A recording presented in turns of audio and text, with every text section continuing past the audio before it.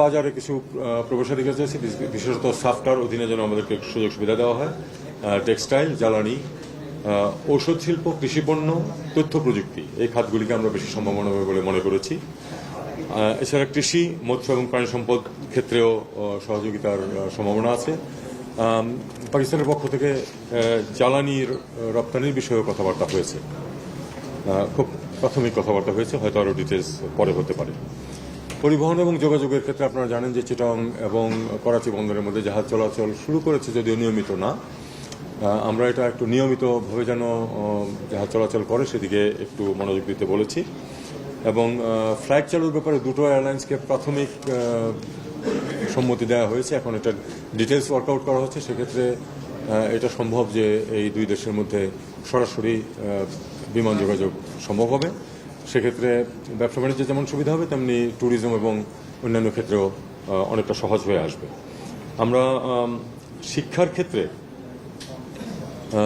উচ্চশিক্ষায় যার যেখানে সুবিধা আছে সেখানে পারস্পরিক কিছু বৃত্তি বাড়ানোর কথা বিষয়ে আলাপ আলোচনা হয়েছে। পাকিস্তান কিছু বেশি সংখ্যক বৃত্তি দিতে রাজি হয়েছে আমাদের ছাত্রদেরকে। এটা অবশ্য ওয়ার্কআউট করতে হবে শিক্ষামন্ত্রী বা শিক্ষা মন্ত্রণালয় পর্যায়ে। সংস্কৃতি, ক্রীড়া ক্ষেত্রে এবং এই শিক্ষাক্ষেত্রে বেশ কিছু অগ্রগতির সম্ভাবনা সৃষ্টি হয়েছে বলে দুই পক্ষে আমরা মনে করি, এবং সেটা আমরা ফলো আপ করতে চাই, এটা বলা হয়েছে। স্বাস্থ্যগত সহযোগিতা, সে ডাক্তারি পড়াশোনা থেকে শুরু করে ওষুধপত্র, ফার্মাসিউটিক্যালস ইত্যাদি নিয়ে কোঅপারেশন দুই পক্ষ আমরা একমত হয়েছি, এবং আমরা আশা করব যে এটা আরও এগোবে সংশ্লিষ্ট ক্ষেত্রে, দুই ক্ষেত্রের মধ্যে সহযোগিতার মাধ্যমে। প্রকৌশল, কৃষি, সেচ ইত্যাদিতে আমাদের পরস্পরের অভিজ্ঞতা বিনিময় এবং আমাদের যারা বিজ্ঞানীরা আছেন তাদের মধ্যে রিসার্চ কাজের বিনিময়ের ব্যাপারে কথাবার্তা হয়েছে। দেশের দ্বিপাক্ষিকের বাইরে আঞ্চলিক সহযোগিতা, আপনারা জানেন যে সার্ক তো এক ধরনের মরিবান্ড অবস্থায় আছে। এর বাইরেও অন্যান্য যেসব সংগঠন আছে সেগুলিতে দুই পক্ষ আমরা সহযোগিতা সাধারণত করে থাকি, সেটা আমরা উল্লেখ করেছি, এবং এই সহযোগিতা বজায় থাকবে, বৃদ্ধি পাবে, এ নিয়েই আমাদের মধ্যে কথাবার্তা হয়েছে। মধ্যপ্রাচ্যের ব্যাপারে যে গাজার যে অ্যাট্রোসিটিস, যে জেনোসাইড চলছে, এ ব্যাপারে আমাদের দুই দেশেরই মোটামুটি অবস্থান একই, এবং আমরা দুই পক্ষই চাই যে এই অবস্থার অবসান হোক, এবং এই যে ক্ষুধাকে একটা অস্ত্র হিসেবে ব্যবহার করা হচ্ছে, এটা আমরা ঘোরতর বিরোধিতা করেছি দুই পক্ষই। মিয়ানমারে কয়েক দশক ধরে যে নির্যাতন চলছে, এবং যার প্রেক্ষিতে গত 8 বছর যাবৎ আমাদের এখানে বিপুল সংখ্যক রোহিঙ্গা এখানে ক্যাম্পগুলোতে আছে। পাকিস্তানেও বেশ কিছু রোহিঙ্গা আছে, প্রায় 2 লক্ষ তারা আমাদেরকে জানালেন। তো আমরা পাকিস্তানের সমর্থন চেয়েছি যে আমরা যে এটা তাদেরকে দেশে ফিরিয়ে দেওয়ার চেষ্টা করছি, এক্ষেত্রে আন্তর্জাতিক সমর্থন আদায়ের যে আমরা চেষ্টা করছি, সেখানে পাকিস্তান আমাদেরকে সহায়তা করবে তাদের পক্ষে যতটুকু করা সম্ভব। তাদের নিজেদের দেশেরও রোহিঙ্গারা আছে, তারাও চায় যে সব রোহিঙ্গা ফেরত যাক। আর আজকের বৈঠকের পরপর আপনারা জানেন যে 6টি কাগজ সই হয়েছে, একটা তার মধ্যে দ্বিপাক্ষিক চুক্তি এবং 5টি সমঝোতা স্মারক। চুক্তিটি হচ্ছে কূটনৈতিক এবং অফিসিয়াল পাসপোর্টধারীদের ভিসা অব্যাহতি সংক্রান্ত চুক্তি। এটা আপনারা জানেন যে অনেক দেশের সাথে আমাদের আছে, পাকিস্তানের সাথে হলো যে কূটনৈতিক এবং অফিসিয়াল পাসপোর্টধারীরা বিনা ভিসায় পাকিস্তানে যেতে পারবেন।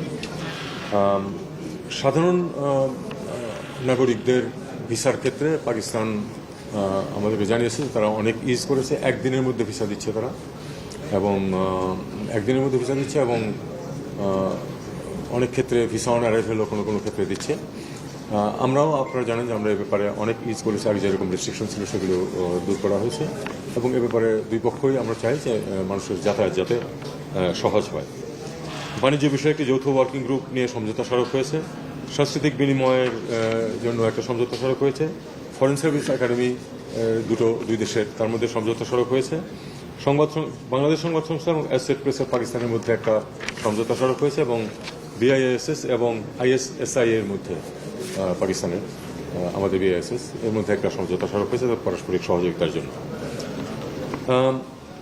সবশেষে আমরা আসলে দুই দেশের মধ্যে বহুমাত্রিক দৃঢ় সম্পর্ক আরও বাড়ানোর ব্যাপারে গুরুত্ব আরোপ করেছি, বিশেষ করে বাণিজ্য বিনিয়োগ ইত্যাদির ক্ষেত্রে, যেটা সরাসরি দেশের জন্য, মানুষের জন্য কল্যাণ বয়ে আনবে। অনেক ক্ষেত্রে আমাদের দুই দেশের অর্থনীতি সম্পূরক বা পরিপূরক ভূমিকা পালন করতে পারে সেই জিনিসগুলি আমরা কিছু আইডেন্টিফাই করার চেষ্টা করেছি।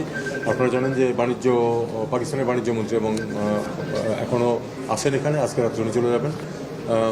আমাদের বাণিজ্য উপদেষ্টার সাথে তার ডিটেলস বৈঠক হয়েছে, অনেক কথাবার্তা হয়েছে এবং আমরা আশা করছি যে তারা বেশ খানিকটা এগোতে পারবেন এক্ষেত্রে।